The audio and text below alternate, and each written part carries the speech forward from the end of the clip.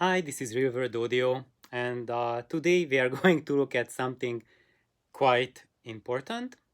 And the topic will be DSP, Digital Signal Processing, and I'm going to go a bit beyond the strict topic of that. It's much more about audio philosophy or how to approach audio with success in mind. So I'm going to share a few of my experiences and let you guys into my train of thought and my experience basis, how I relate to DSP and why I find it interesting yet and why do I encourage everyone to hear it, try it out, play with it, but ultimately why I don't have it in my system and why I never got around to putting DSP on into my system and toy with it, try to fine tune it. Why did I get to that choice? So for that, I'm going to refer uh, to our comments that we have been writing with Optimize. Optimize is a very experienced audiophile and he is using a high level DSP extremely successfully, and he feels very strongly and very passionately that that's the only solution. And uh, and I'm going to read out his comment that he posted and my post and his comment back to that. And I'm going to do this in a video format because it is a subject that many of you want to know about, and if I just type in a comment, then probably you will never see it unless you go back to my videos and read the comments. But who does that? One in 1,000, right? So it means that it will stay in anonymity between me and Optimize, and the reason why we are writing these long posts in the comments is for you guys to read it and you learn about it. So that's why I decided to answer his kind comments with a video, because it gives greater involvement and greater choices, and it's more meaningful. So let's have a look at it. So I'm going to look on the side because my computer is right there. So that's why I'm not going to look at the camera. So another very strong reason you must use a DSP is to leave the previous century and take advantage of what development has brought to the table. And he's very right about that. Optimize has this 100% true. If you want to use the latest technology, latest developments, go ahead, start using DSP. And that's what I suspect, highly suspect, is that 15 years from now, you will be very hard pressed to find audio systems which doesn't have DSP. It will be just become as automatic, as automatic transmission in the cars. Like in the US, it's almost impossible to find a stick shift car, a manual transmission, and that will be the norm. And uh, and one reason why I'm not that keen about going deep into DSP, because everyone is doing that, and I never wanted to be, like, go with the flow. I always want to explore what is off stream. So when you leave the mainstream, you start to explore other areas. What can you find there? And my second thing, so this is where my curiosity brings me, not to follow where the big river is going. I want to explore the countryside, and that's a much bigger benefit for those guys who are following the mainstream, because they are getting feedback on where they are. And my other reason, number two, which is even more important, and for you it's much more relevant, is because what I share, I share what I learned from my mentor, from Stu, what I know, what I have experience basis, and what I want to share with you, because odds are that you are not going to hear it from anyone else. And I don't want to let this knowledge, which is rooted in the previous century, just die out. Because for DSP, the new knowledge that will be present, everyone who is an engineer who's learning about audio will know it. There will be lots of application notes, lots of ways how to use it, perfections of the technology, iterations every decade, a major landslide coming out. But what about the old school American school of amplifier making, of systems design? You know, my mentor's generation is sadly they are passing out. My mentor has passed away, and and uh, and my other mentors and people whom I have learned and had the opportunity to learn from, sadly, they are not going to stay with us much longer to teach us this sort of knowledge.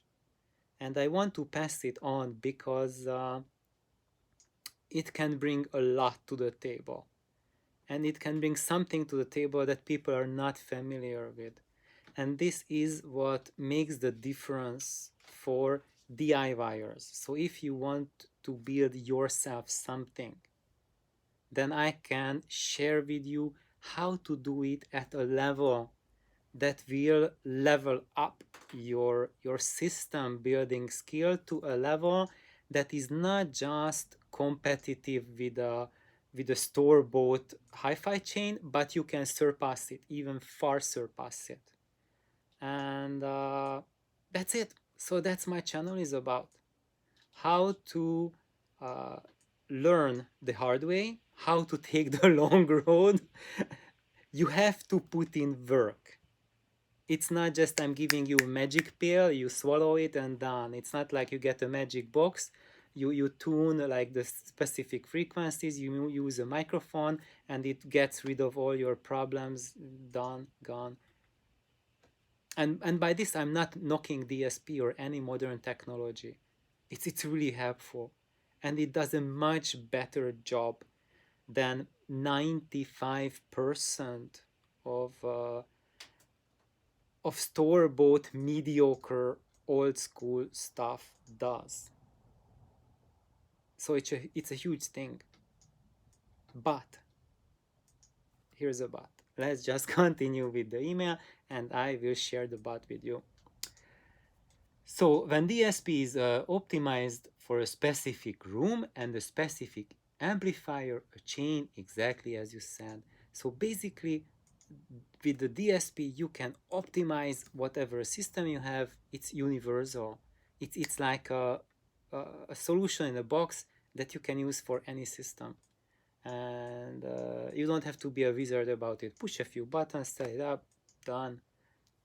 And next thing, better than anyone can do with wasting money on crossover changes that will never get you anywhere close in performance to what a DSP can offer. Now here optimize is extremely right in saying that better than, but I have to strike out two words from here. I have to strike out the capitalized words anyone and never. So I have to substitute them better than what 95% of people can do with wasting money on crossover changes, and it will in most cases not get you close in performance to what DSP can offer. And why I am saying that? Because that's my experience with actually hearing DSP in different people's systems, is that it's a very fast way for to solve problems for people who've been struggling with things but did not have the expertise to put a system together. So they lacked those skills that I am sharing in my channel. So if you don't know how to build an audio system, then your only hope is DSP. Okay? However, if you know how to put a system together, how to build a pure system, a purist system, then and that starts with your room. And in that case, you will not need a DSP. Uh, so, and I'm saying that because what I am hearing from my friends, the feedback, is that when they struggle with their system building strategies, and then they start using DSP, and they learn a lot of things about living with DSP, and in the meanwhile they learn a lot of things about the system optimization design, and then they are able to step beyond DSP.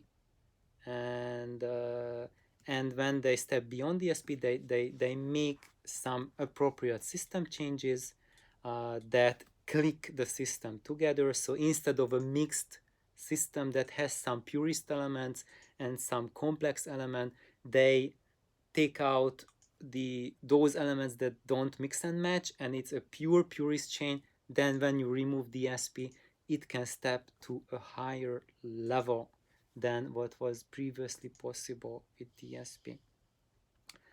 And so I think let's end this video on this note, and I will continue with the second video, sharing my experience with the highest level DSP that I have experienced, which is this, which was a room correction done at an extremely high level on a very high level system.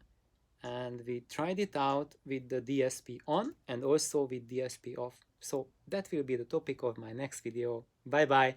Thank you, Optimize, for sharing your thoughts.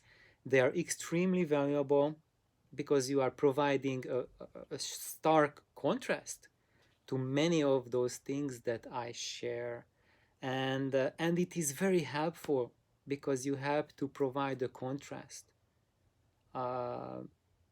Because we, or I would say you, my viewers, you need to understand where are you at the level of progression, and where can I help you, and when the things I say will help you and when they will be working against your strategy.